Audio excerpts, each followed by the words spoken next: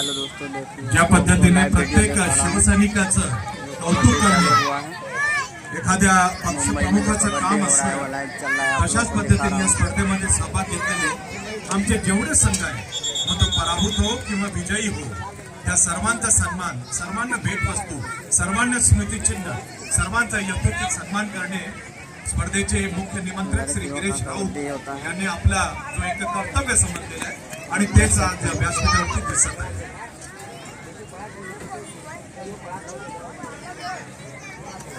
पंचप्रमुख अच्युतजी second आपल्या दुसऱ्या संघाला आपण रेडी ठेवायचं.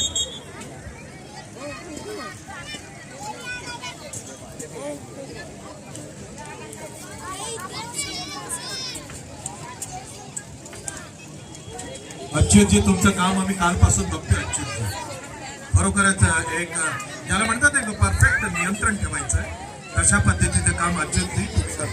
शिवाजी महाराज का आमचा मयूर पवार दिसत नाही. मयूर पवार येतोय.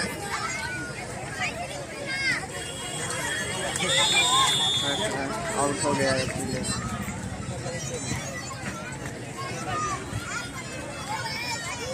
6:25 भरभक्कम आघाडी आहे.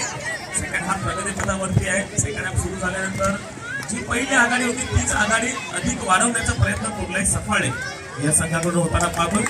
यावेळी टच केलाय, आघात केलाय, बिना भावनाईने पॉईंटची कमाई करून दिली जाते आपल्या संघासाठी. नंतर मात्र 88 नंबरचे जर्सी युवा प्रतिष्ठान देविका कबड्डी हो रही है.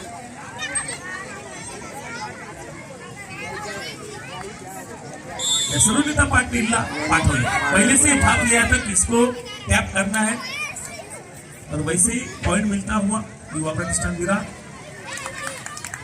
दोन टचचा सक्सेसफुल प्रयत्न आणि या पॉइंट मिळतो कुर्लाई सफाळेला. लड़कियों का कबड्डी हो रहा है, आप लोग देख सकते हैं.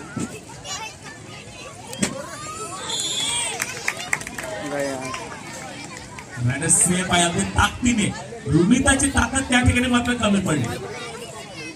ताकदीने एक पॉइंट कमाई होताना आपण पाहिजे. पुनशेखर रेडर कुर्लाई सफाळेचा यावेळेला पॉइंट मध्ये आलाय. एक सिंगल पॉइंट कमाई झाले. या सिंगल पॉइंटने स्कोरबोर्ड हलकासा बदलेल. 28 वरती कुर्लाई सफाळे, 8 वरती युवा प्रतिष्ठान.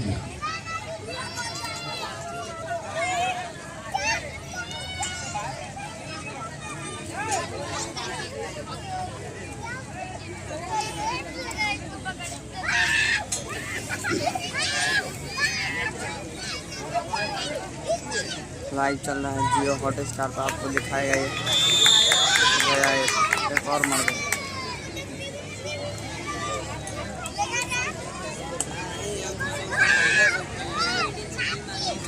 गया. काय बॅक होल्ड केले. वा, ताकद किती लावली होती संजना भोईरने. अगदी जशी बॅक होल्ड झाली तसं मात्र रेडरला जागेवर थांबवलं, यश मिळवलंय, टॅकलचा पॉइंट मिळतोय. मेरे आंखों के सामने जो कबड्डी हो रहा है, मैं टीवी पर देखता था पहले, लेकिन अभी मेरे आंखों के सामने हो रहा है, आप लोग देख सकते हैं.